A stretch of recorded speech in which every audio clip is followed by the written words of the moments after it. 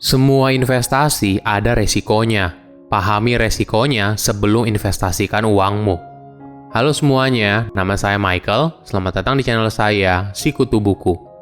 Kali ini saya akan bahas soal investasi Bitcoin. Apa itu Bitcoin, sejarahnya bagaimana, hingga tips untuk memulai investasi Bitcoin atau cryptocurrency lainnya. Sebelum kita mulai, buat kalian yang mau support channel ini agar terus berkarya, caranya gampang banget. Kalian cukup klik subscribe dan nyalakan loncengnya. Dukungan kalian membantu banget supaya kita bisa rutin posting dan bersama-sama belajar di channel ini. Pada akhir bulan Januari lalu, kita dikejutkan dengan pergerakan harga Dogecoin yang meroket hingga 800% dalam 24 jam. Setelah tweet Elon Musk tentang cover majalah seekor anjing yang diartikan oleh para pengguna forum Reddit sebagai dukungan terhadap mata uang kripto bernama Dogecoin. Awalnya hal tersebut hanya merupakan meme dari Elon, tapi malah menjadi sentimen positif yang luar biasa besar pada Dogecoin. Bukan hanya itu, pada awal bulan Februari lalu, Tesla juga mempublikasikan informasi kalau mereka telah menginvestasikan 1,5 miliar dolar ke dalam Bitcoin. Bukan hanya itu, Tesla juga punya rencana Bitcoin bisa digunakan untuk membeli mobil Tesla ke depannya. Euforia ini bukan hanya terjadi di luar negeri, tapi juga terjadi di Indonesia. Nah, kalau semua orang mulai melirik mata uang kripto, saya rasa kita harus paham dulu sebelum melakukan investasi. Saya akan coba menjelaskan mata uang kripto terbesar dan paling populer, yaitu Bitcoin. Apa itu Bitcoin, bagaimana sejarahnya, hingga tips untuk memulai investasi di mata uang kripto. Ide soal Bitcoin pertama kali diperkenalkan pada bulan Oktober 2008. Saat itu, dunia sedang mengalami krisis keuangan global. Hal ini terjadi karena pasar keuangan terpusat dan bangkrut setelah hipotek subprime dan turunannya gagal bayar. Jadi, industri hipotek rumah memberikan dana kepada para peminjam yang sebenarnya tidak mampu membayar. Gagal bayar yang terjadi di Amerika Serikat kemudian merambat ke banyak negara lain hingga akhirnya menjadi krisis global.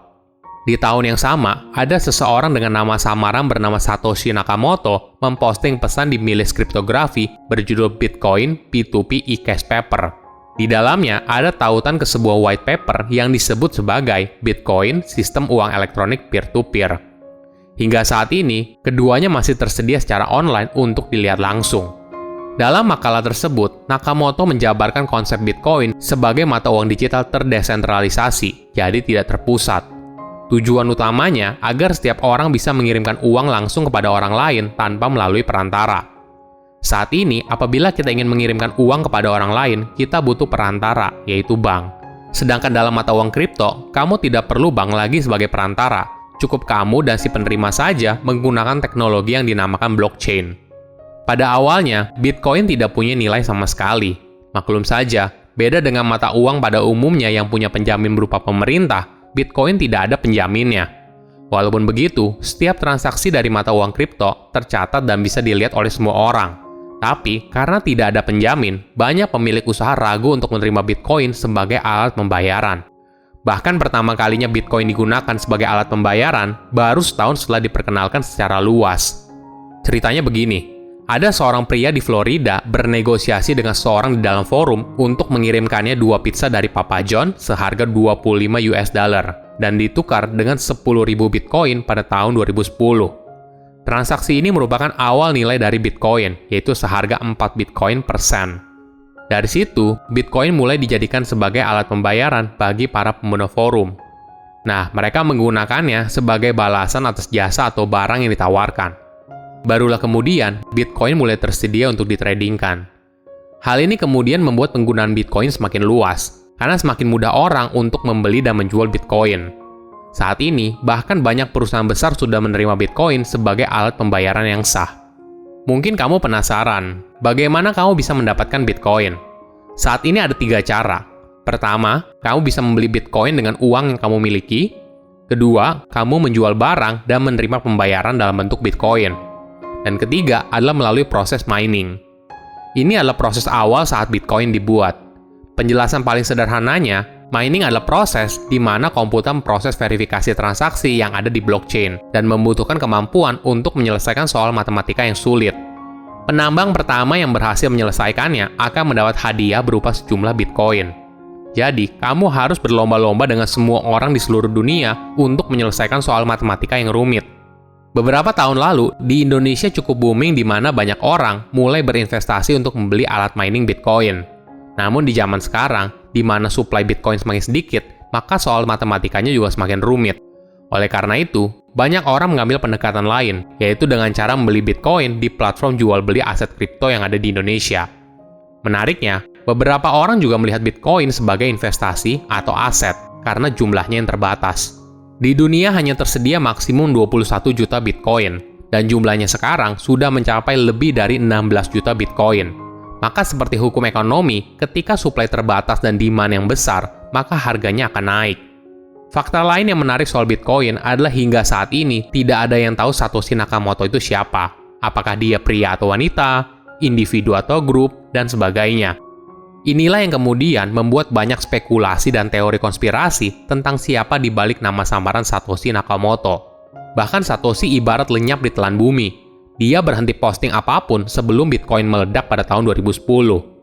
Dia juga tidak pernah menjual satu koin pun dari total Bitcoin yang dia miliki sebesar 1,1 juta Bitcoin. Jika dikonversikan, mungkin sekitar lebih dari 30 miliar dolar. Inilah yang membuat banyak orang kagum pada Bitcoin. Bahkan boleh dibilang, Bitcoin itu seperti punya die-hard fans sendiri. Mereka melihat Satoshi sebagai sosok yang tidak egois dan memang bertujuan untuk menciptakan mata uang digital di mana setiap orang bisa bertransaksi langsung tanpa perantara. Nah, di bagian terakhir, saya akan bahas bagaimana tips untuk memulai investasi Bitcoin. Pertama, Bitcoin adalah aset dengan tingkat fluktuatif yang sangat tinggi. Sederhananya, Bitcoin bisa naik tinggi, tapi juga bisa turun tajam. Jadi, kamu harus pahami resikonya sebelum mulai berinvestasi. Balik lagi ke pertanyaan, apakah Bitcoin sesuai profil resiko kamu atau tidak? Karena tentu saja, setiap orang punya profil resiko yang berbeda. Ada yang siap mengalami roller coaster naik turunnya Bitcoin dan tetap santai, namun ada juga yang mudah panik ketika harga Bitcoin turun tajam. Kedua, jangan pakai uang dapur. Apapun jenis investasinya, jangan pernah pakai uang yang digunakan untuk mencukupi kebutuhan sehari-hari. Karena semua investasi itu ada risikonya. Lebih baik gunakan uang dingin. Jadi, uang ini adalah uang yang tersisa setelah semua kewajiban kita sudah terpenuhi.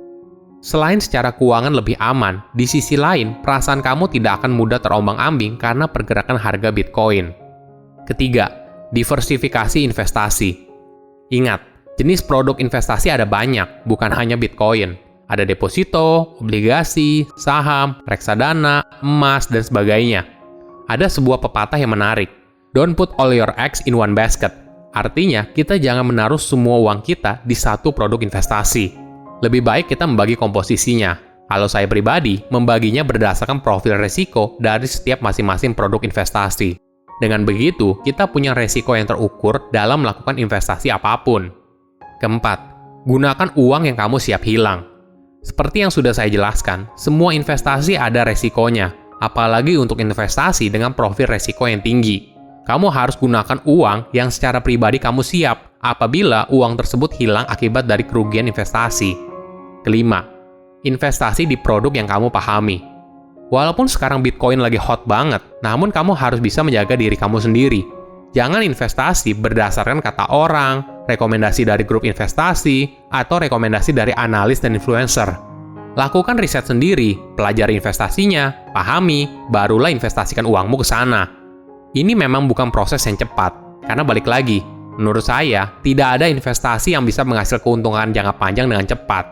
Semua butuh proses dan keahlian untuk bisa mendapatkan keuntungan yang konsisten. Ada sebuah saran investasi dari Warren Buffett. Investasi terbaik adalah investasi ke diri sendiri. Semakin banyak yang kamu pelajari, maka semakin banyak yang kamu hasilkan. Silakan komen di kolom komentar pelajaran apa yang kalian dapat ketika tahu informasi ini. Selain itu, komen juga mau tahu informasi apa lagi yang saya review di video berikutnya. Saya undur diri, jangan lupa subscribe channel YouTube Sikutu Buku. Bye-bye.